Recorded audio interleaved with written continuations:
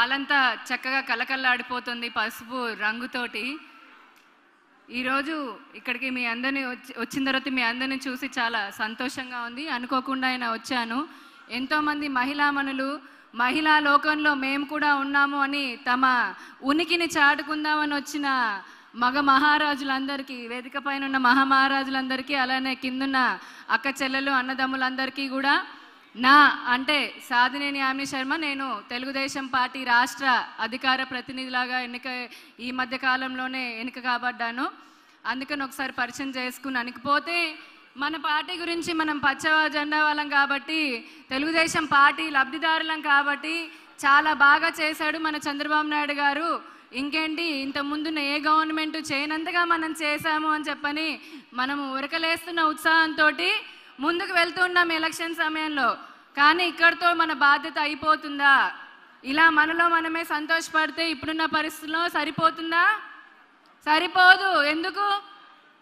అన్ని వైపుల నుంచి ఇక్కడికి వచ్చి మహిళల గురించి మాట్లాడకుండా, జరిగిన అభివృద్ధి గురించి మాట్లాడకుండా నువ్వేందమ్మా ఇంకేదో చెప్తావు అని కాదు. మనం చేసుకున్న వంట మనకు బాగానే ఉంటుంది, రుచిగా ఉంటుంది. కాకపోతే అలానే మనం చేస్తున్న అభివృద్ధి మనకు బాగుంటుంది. కానీ అన్ని వైపుల నుంచి మన రాష్ట్రాన్ని కబలించి వేయాలి.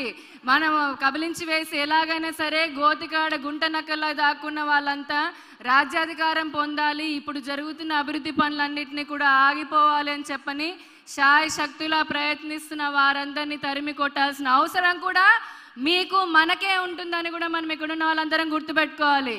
ఎందుకంటే రాష్ట్రం విడిపోయిన తర్వాత చూసాము, కట్టుబట్టలతో వచ్చిన తర్వాత అందరూ చెప్తున్నారమ్మా ఇది నువ్వు చెప్పేది ఏందని కాదు, ఒక 2 నిమిషాల్లో ముగిస్తాను నేను కూడా. వచ్చిన తర్వాత అసలు రాళ్ళు రప్పలు ఉన్నటువంటి, అంటే ఎలా అయితే మనకు ఒక పొలం ఉండి అందులో ముళ్ళ కంపలు రాళ్ళు రప్పలు ఉంటే గనక దాన్ని కష్టమో నష్టమో వాననక ఎండనక దాన్ని సాగు చేసుకుంటూ అప్పులు చేసుకోనో సప్పులు చేసుకోనో ₹1 మిగుల్చుకొని విత్తనం నాటి చిన్న చిన్న చినుకును కూడా చేసి మనం పంట పండించుకున్న తర్వాత పంట చేతికి వచ్చే సమయానికి చీడ పురుగులాగా వస్తే ఏం చేస్తాము చెప్పాలి మీరే? ఏం చేస్తాము? పురుగుల మందు చల్లుతాము. అలానే గుడిసెనో ఇల్లు కట్టుకున్న తర్వాత చక్కగా కష్టమో నష్టమో ఇంట్లో ఒక్కొక్క ఇటుగా పేర్చుకుంటూ కొంచెం కొంచెం ముందుకు వెళ్తున్నప్పుడు పందికొక్కలు మాదిరి వచ్చిన వాళ్ళు ఏం చేస్తాము? నిప్పు పెట్టి తరిమి తరిమి చీపురు కట్టలు తీసుకొని తరిమి కొట్టాలి. మన రాష్ట్ర పరిస్థితి అలానే ఉంది. రాష్ట్రము లోటు బడ్జెట్లో విడిపోయిన తర్వాత రూపాయి లేకపోయినా కూడా పక్క రాష్ట్రాలు మిగులు రాష్ట్రాల కంటే ఈ రోజున ప్రతి దాంట్లోనూ ముందుకు వెళ్తున్నాం. మీకు అర్థమే మాకు అర్థమే భాషలో చెప్పాలంటే. ఇంత ముందున గత ప్రభుత్వాలు చేసింది మన మహిళలకి ఎంత ఎంత ఇచ్చారు వాళ్ళకి. కానీ ఇప్పుడు ఈ రాష్ట్ర ప్రభుత్వం మన తెలుగుదేశం నాయకుడు అంటే అందరూ అంటారు చంద్రన్న చంద్రన్న అని కాదు, ఒక ముసలవాడికి ఇంటికి పెద్ద కొడుకు ఆయన, మీలాంటి వాళ్ళకి మాలాంటి వాళ్ళకి పెద్ద అన్న, ఇంకా చెప్పుకోవాలంటే ఒక బిడ్డ, అన్న, తమ్ముడు, బాబాయ్, మరిది అన్నీ ఏమి కాదు ఆయన. ఒక మనిషి అహర్నిశలు కష్టపడుతూ ఈ రాష్ట్రాన్ని ఇంత ముందు తీసుకొని వెళ్తున్నారు. ఈ రోజున అనంతపూర్లో చూస్తున్నాము, కారు రై రై మనకి వస్తుంది. ఇక్కడ ఒక సందర్భంగా నేను చెప్పదలుచుకున్నాను, ఇదే కేసీఆర్ గారు రాష్ట్ర విభజన సమయంలో ఏమన్నారు? ఆంధ్ర వాళ్ళు కర్రీ పాయింట్లు పెట్టుకోవడానికి మనకొస్తారు, ఆంధ్రప్రదేశ్లో పరిశ్రమలు రావు, ఉద్యోగాలు ఉండవని చెప్పారు. ఈ రోజున అదే కారుని మనం గిఫ్ట్ లాగా పంపించే స్థాయికి 4.5 సంవత్సరాల పసిబిడ్డ రాష్ట్రం ముందుకు వెళ్తుంది. మహిళలకి పసుపు కుంకుమని మీ అందరికీ తెలుసు, మనందరికీ తెలుసు. ఒకప్పుడు రాజధాని అక్కడ మన హైదరాబాద్లో కడుతున్నప్పుడు మేము ఊర్లల్లో ఉండే వాళ్ళము, మీలాంటి వాళ్ళు మనలాంటి వాళ్ళు అంతా అన్నారు, రైతులు అందరూ పల్లెటూళ్ళలో ఉన్న వాళ్ళకి ఎందుకయ్యా నువ్వు హైదరాబాద్ కడితే మాకేంది అని అన్నారు. ఈ రోజున అలా అన్న వాళ్ళ పిల్లలందరూ మన ఆంధ్రప్రదేశ్లో గ్రామానికి ఇంటికి వీధికి వేసిన సీసీ రోడ్ల పైన కార్లు వేసుకొని అమెరికా నుంచి ఆఫ్రికా నుంచి వస్తున్నారు. ఆ రోజు ఆయన ముందు చూపుతో చేసింది ఈ రోజు ఫలితాలను అప్పటి నుంచి ఇప్పటివరకు ఎలా ఇస్తుందో మన రాజధాని కూడా అలానే ఇస్తుంది.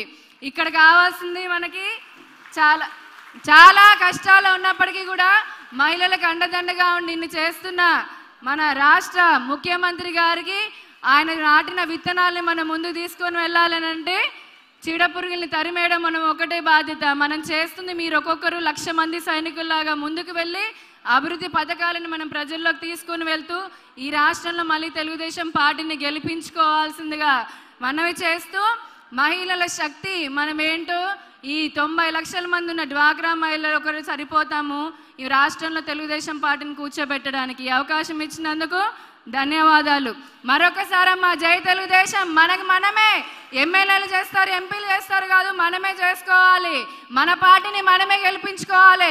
ఇది ఒకరి నాయకుడు గెలిస్తే కాదు, ఇది మనం అధికారంలోకి మళ్ళీ వస్తేనే ఇప్పుడు జరిగింది ఏదైనా ముందుకు తీసుకొని వెళ్తాము.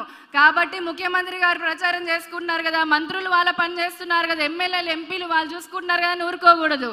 ఇప్పుడు చాలా కష్టాల్లో మూకుమ్మడిగా మన పైన దాడి చేస్తున్నారు. వాటిని మనందరం కలిపి తిప్పి కొడితేనే మళ్ళీ మనకు ఫలితం ఉంటుంది. ఓటు ఎందుకు వేయాలి అని చెప్పని అడిగిన వాళ్ళకి, ఏం చేశారని అడిగిన వాళ్ళకి ఏం చెప్తారు? మీరు చెప్పాలి, ఏం చెప్తారు? 13 జిల్లాలో జరిగిన అభివృద్ధిని చూపించండి. మీ ఇంట్లో పొందిన లబ్ధిని అంతా వాళ్ళకి గుక్క తిప్పుకోకుండా నాన్ స్టాప్గా ఇంకా చాలమ్మ ఆపు అనంత వరకు చెప్దాం మనము. జై హింద్, జై తెలుగుదేశం, జై చంద్రబాబు నాయుడు గారు. వార్తావాణి న్యూస్ ఛానల్ ఎప్పటికప్పుడు రాజకీయ, సినీ విశేషాలు, స్పోర్ట్స్ మరియు సాంకేతిక పరమైన మరెన్నో విషయాలను మన ముందుకు తెస్తుంది. మరింత సమాచారం కొరకు వార్తావాణి న్యూస్ ఛానల్ ని సబ్స్క్రైబ్ చేయండి.